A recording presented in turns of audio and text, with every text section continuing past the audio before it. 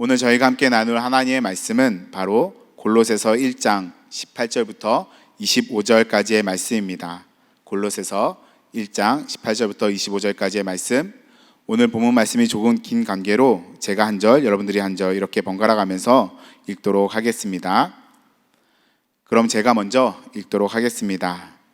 그분은 교회라는 몸의 머리이십니다. 그는 근원이시며 죽은 사람들 가운데서 제일 먼저 살아나신 분이십니다.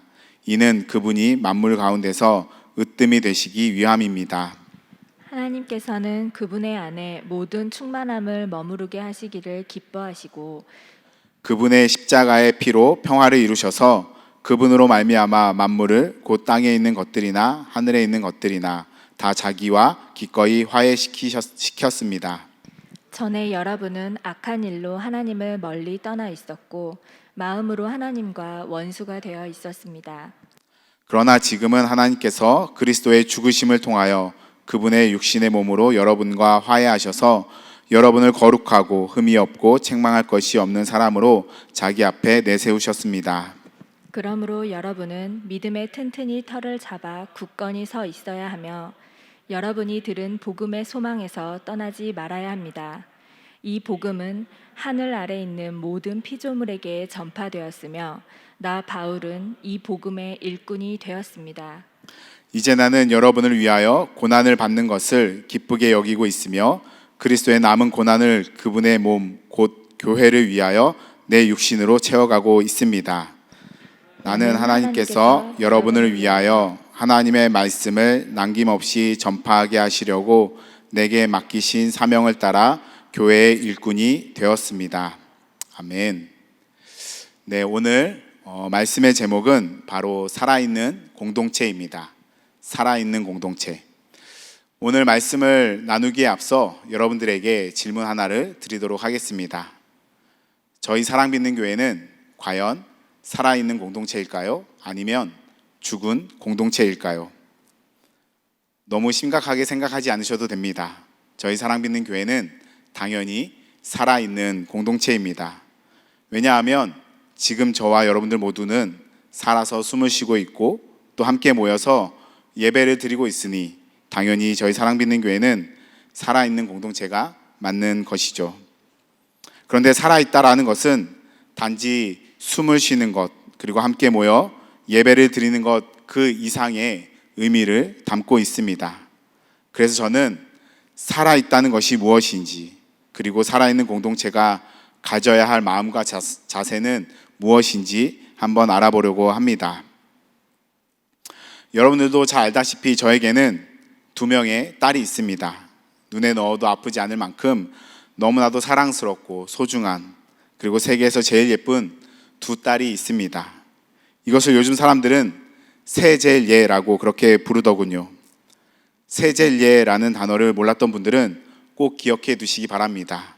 그럼 바로 요즘 사람이 되는 것입니다. 아무튼 저는 이 아이들을 키우면서 한 가지 놀라운 사실을 발견한 것이 있는데 그것은 바로 이들이 날마다 자란다라는 것입니다. 연화가 처음 엄마 뱃속에 있을 때만 해도 정말 아주 작은 존재였었는데 이 콩알만한 것이 언제 커서 언제 세상 밖으로 나오고 또 언제 나랑 대화하며 같이 놀까 생각했었는데 이제는 같이 놀아주는 것이 너무나 힘들어서 그만 좀 놀아달라고 하면 좋겠다라는 생각이 들 정도입니다.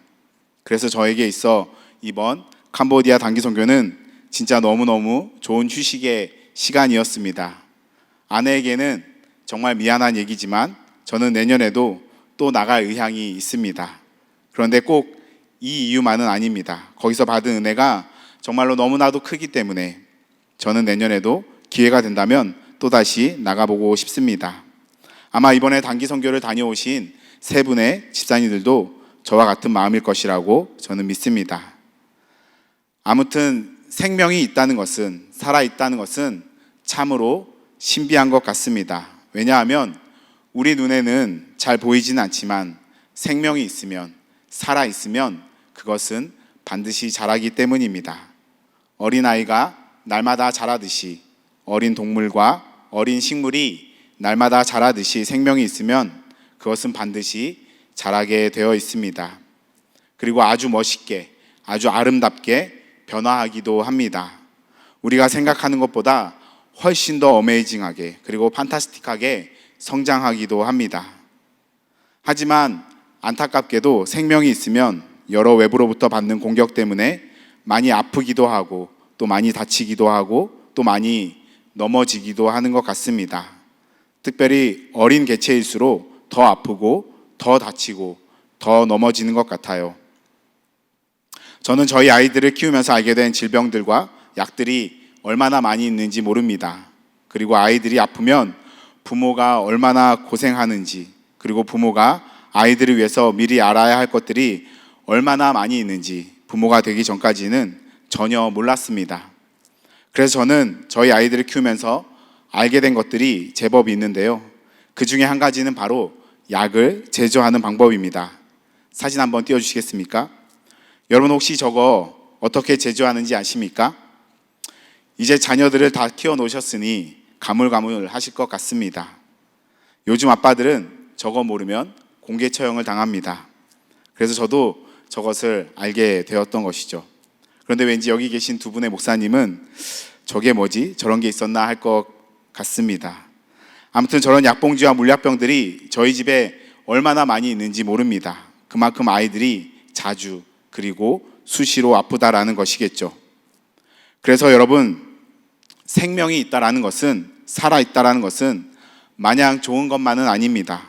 어떤 면으로 보면 생명은 너무나도 연약하기 때문에 여러 가지 아픔과 슬픔, 그리고 괴로움을 동반해야만 합니다.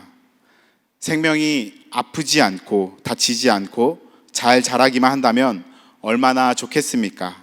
하지만 생명은 절대로 그렇지가 않습니다. 그래서 생명이 있다라는 것은, 살아있다라는 것은 늘 불안한 것이고 또 늘 돌봐야만 하는 것이죠. 저는 최근에 저희 아이들이 많이 아팠을 때 문득 이러한 생각이 들었습니다. 예수님도 분명 아기의 몸으로 이 땅 가운데 오셨는데, 그럼 예수님도 아기였을 때 많이 아프셨을까? 그때는 약도 병원도 거의 없었을 텐데 어떻게 그 아픈 시간들을 잘 견뎌내셨을까? 이러한 생각이 들었습니다. 여러분들은 어떻게 생각하시나요? 예수님은 하나님의 아들이시니까, 그리고 능력이 많으신 분이시니까 아파도 바로 치료하시고 또 다쳐도 바로 낫게 하셨을까요? 그런데 잘 생각해 보면 예수님은 언제나 다른 사람들의 아픔과 필요를 먼저 생각하시고 채워주셨지 자기 자신을 위하여 능력을 사용하신 적은 단 한 번도 없으셨습니다. 그분은 굶주린 군중들을 위하여 오병이어라는 놀라운 기적을 베푸신 반면 자기 자신을 위해서는 돌 하나도 떡으로 만드시지 않으셨습니다.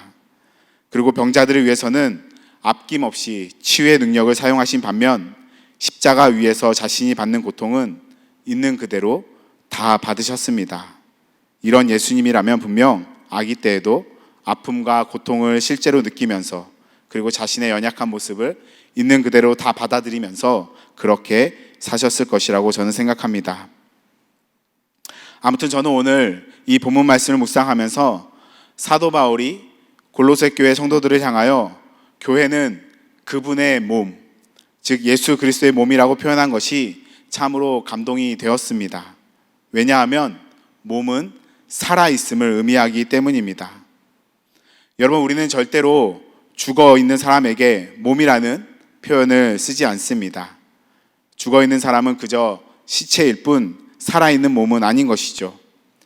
그래서 사도 바울이 지금 골로새 교회 성도들을 향하여 그분의 몸이라고 말하는 것은 교회는 살아있는 공동체, 생명력이 넘치는 공동체라는 것을 의미하는 것입니다.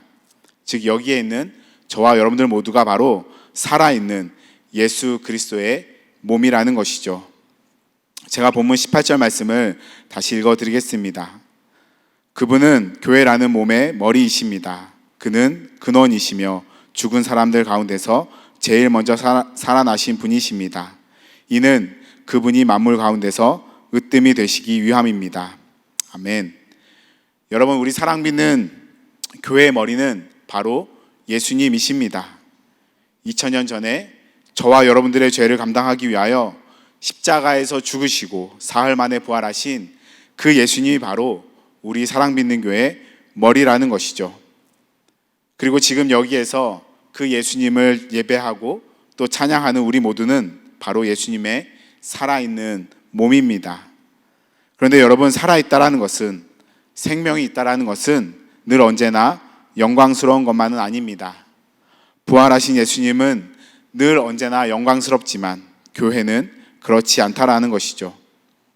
제가 앞에서도 언급했듯이 살아있으면 분명 자라고 변화하기 때문에, 성장하기 때문에 영광스러운 것이 맞습니다. 하지만 반대로 살아있기 때문에 교회는 때론 병들고 다치고 또 넘어지기도 하는 것이죠. 여러분, 몸을 가지고 있는 모든 사람들은 절대로 아픔이나 고통 그리고 질병과 노화로부터 자유로울 수가 없습니다. 정말로 이 모든 것들로부터 자유롭기를 원한다면 우리는 몸이 없는 천사가 되거나 아니면 죽어야만 하는 것이죠.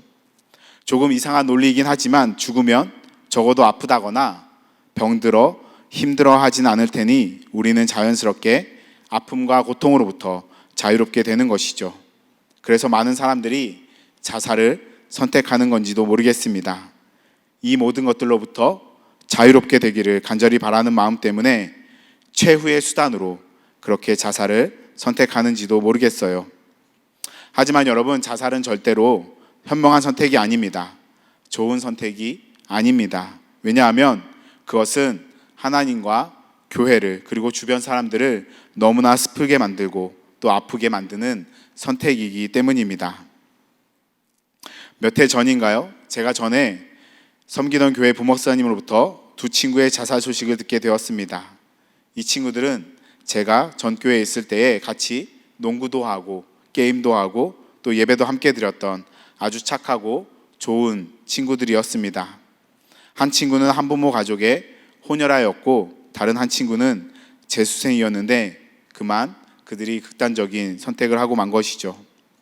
제가 이 소식을 들었을 때 얼마나 가슴 아파하며 울었는지 모릅니다. 왜 이들이 이러한 선택을 해야만 했을까? 교회는 왜 이들의 아픔과 약함을 돌봐주지 않았던 것일까? 여러 가지 다양한 생각이 들었습니다.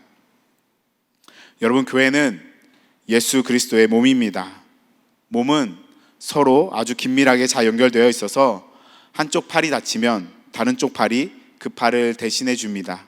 그리고 한쪽 다리가 다치면 온 몸이 그 다친 발을 보호해 주기도 합니다. 그러면서 몸은 서로를 더 신뢰하게 되고 또 의지하게 되는 것이죠. 그러면서 몸은 서로에게 더 좋은 영향을 주게 되고 또 함께 더 좋은 쪽으로, 더 나은 방향으로 그렇게 자라고 변화하게 되는 것입니다. 대부분의 교회 성도님들은 교회 안에 아무런 문제도 아무런 생채기도 일어나지 않기를 바랍니다. 믿음이 좋은 교회라면, 그리고 건강한 교회라면 모든 일들이 다 잘 풀려야 하고 또 아무런 걱정 근심 없이 부흥만 해야 한다라고 그렇게 생각하기도 합니다. 하지만 교회는 그렇지가 않습니다. 교회에는 늘 아픔이 있고 상처가 있고 또 돌봐줘야 할 지체들이 많이 있습니다. 그리고 우리가 생각지도 못하는 사탄의 공격 때문에 시기와 다툼도 일어나게 됩니다. 이것이 바로 살아있는 교회의 진짜 모습인 것이죠. 그리고 이것이 바로 한국교회와 우리 사랑 믿는 교회의 현 상황인 것입니다. 여러분, 절대로 오해하지 마시기 바랍니다. 우리 사랑 믿는 교회 공동체 안에 예수님의 사랑이 없다거나 섬김이 없어서 그런 것이 아닙니다. 하나님의 선한 인도하심이나 보호하심이 없어서 그런 것도 아닙니다. 하나님은 언제나 우리 공동체를 사랑하시고 또 지키시고 보호해 주십니다. 그러나 우리 공동체는 살아있기 때문에, 그리고 생명이 있기 때문에 때론 넘어지기도 하고 또 상처나 아픔 그리고 갈등도 빚어지게 되는 것이죠. 이것은 절대로 이상한 것이 아닙니다. 그리고 이것은 절대로 믿음이 없어서 그런 것도 아닙니다. 이것은 살아있는 몸으로서 지극히 당연한 것이고 또 자연스러운 것입니다. 그럼 우리는 이제 이러한 공동체를 위하여 어떠한 태도를 보이고 또 어떠한 마음과 자세로 이들을 대해야만 하는 것일까요? 저는 사도 바울의 고백에 그 해답이 있다라고 생각합니다. 제가 본문 24절 말씀을 읽어드리겠습니다. 이제 나는 여러분을 위하여 고난을 받는 것을 기쁘게 여기고 있으며 그리스도의 남은 고난을 그분의 몸, 곧 교회를 위하여 내 육신으로 채워가고 있습니다. 아멘. 여기서 말하는 그리스도의 남은 고난은 예수님의 고난이 부족했음을 암시하는 것이 아니라 교회가 겪게 될 고난을 의미합니다. 즉 살아있는 교회는 반드시 내외부적으로부터 고난을 겪게 될 터인데, 이 고난을 위하여 사도 바울은 지금 자신이 먼저 희생하며 헌신하겠다라고, 자신이 먼저 기쁘게 이 모든 것을 감내하겠다라고 그렇게 말하고 있는 것입니다. 그렇습니다. 우리는 우리 교회를 위하여, 우리 공동체를 위하여 더 헌신하며 더 희생하며 더 섬겨야만 합니다. 우리 주위에 있는 아픈 지체들과 넘어진 지체들, 그리고 도움이 필요한 지체들에게 더 관심을 갖고 더 연락하며 또 더 기도해야만 하는 것이죠. 여러분, 곰곰이 잘 생각해 보면 우리 주위에 중보가 필요한 지체들이 얼마나 많이 있는지 모릅니다. 각 목장마다, 각 부서마다, 그리고 각 가정마다 관계적으로나 신앙적으로, 그리고 물질적으로 힘들어하고 괴로워하는 분들이 참 많이 있음을 우리는 조금만 관심을 보이면 금방 알 수 있습니다. 그런데 대부분의 성도들은, 그리고 담당 교역자나 목자님들은 여러 가지 다양한 이유와 일들로 인하여 많이 놓치고 있는 것도 사실입니다. 우리는 더 적극적으로 더 신경을 써서 그들을 위하여 기도하며 또 그들의 필요를 채우기 위하여 부단히 노력하며 힘써야 합니다. 마치 나의 자녀가 아픈 것처럼, 그리고 지금 내가 다친 것처럼 그렇게 생각하면서 우리의 온 힘을 다해 고난 가운데 있는 지체들을 위하여 중보하며 도와줘야 하는 것이죠. 이것이 바로 우리가 취해야 할 태도이며 자세라고 저는 믿습니다. 여러분, 저는 우리 사랑 믿는 교회를 정말 많이 사랑합니다. 왜냐하면 제가 이러한 얘기를 하지 않아도 정말로 내 옆에 있는 형제자매를 내 몸처럼 생각하시는 분들이 참 많이 계시기 때문에 저는 우리 사랑 믿는 공동체를 사랑하지 않을 수가 없는 것이죠. 오른손이 하는 것을 왼손이 모르게 도와주거나 챙겨주는 사람들이 정말 많이 있다는 것을 저는 너무나 잘 알고 있습니다. 하지만 어딜 가나 사각지대가 있는 것처럼 우리 공동체 안에도 사각지대는 존재합니다. 내 손길이 닿지 않는 곳에, 내 관심이 닿지 않는 곳에 여전히 아파하고 힘들어하는 지체가 분명히 존재합니다. 혹시 그런 분들이 지금 생각나신다면 오늘이라도 그분들을 위하여 더 기도하며 손을 내미는 저와 여러분들 모두가 되었으면 좋겠습니다. 그리고 지금 내가 사각지대에 있는 사람이라면, 그리고 현재 여러 가지 다양한 고난으로 인하여 아파하고 있고 또 힘들어하고 있는 지체라면 주저하지 말고 기도 요청을 하시기 바랍니다. 여러분, 누구든지 넘어질 수 있고 누구든지 아플 수 있습니다. 그리고 누구든지 사탄의 공격으로 인하여 또 육신의 연약함으로 인하여 잘못된 선택을 할 수 있고 또 잘못된 길을 걸어갈 수 있습니다. 중요한 것은 지금 나의 상태가 어떠한지 정확하게 진단하고 하나님과 교회 앞에 도움을 요청하는 것입니다. 중보기도를 요청하는 것입니다. 이 세상에 아프지 않은 사람이 없고 아프지 않은 공동체가 없습니다. 그리고 이 세상에 아픈 사람들을 외면하는 교회 공동체는 그 어디에도 없습니다. 특별히 저희 사랑 믿는 교회는 더더욱 아픈 사람들을 위하여, 그리고 고난 가운데 있는 사람들을 위하여 더 기도하며 그들의 필요를 채워주는 그러한 공동체입니다. 여러분, 우리 모두는 살아있기 때문에 언제 어디서든 다칠 수 있고 또 아플 수 있고 또 넘어질 수 있습니다. 그렇기 때문에 우리는 절대로 교만하지 말아야 하고 또 절대로 다른 사람을 정죄하지 말아야 합니다. 오히려 그들을 품에 안고 오히려 그들에게 먼저 다가가서 그들의 필요를 채워줘야 하는 것이죠. 예수님이 우리에게 먼저 그렇게 해주셨던 것처럼 우리들도 그들에게 먼저 선을 베풀어야 하는 것입니다. 저는 우리 사랑 믿는 교회 공동체가 분명히 더 나아지고 더 성숙해질 것을 믿습니다. 하나님 안에서 더욱더 예수님을 닮아가는 공동체로 그렇게 성장하게 될 것이라고 믿습니다. 그러기 위해서는 먼저 우리 안에 있는 고난과 아픔 그리고 상처를 치료해야 할 줄로 믿습니다. 서로를 위해서 더 기도하며 더 관심을 갖는, 그리고 서로의 필요에 더 민감하게 반응하는 우리가 되어야 할 줄로 믿습니다. 여러분, 아프니까 청춘이 아니라 아프니까 살아있다입니다. 생명이 있으니까 아프고 생명이 있으니까 넘어지고 쓰러지는 것입니다. 그러니 우리 모두 겸손한 마음으로 사랑받는 교회를 위해서 더욱더 섬기며 헌신하는 자들이 됩시다. 우리 사랑받는 교회를 위하여 더욱더 내 자신을 드리며 희생하는 우리 모두가 됩시다. 이것이 오늘 우리에게 주시는 하나님의 마음이며 말씀이라고 저는 믿습니다.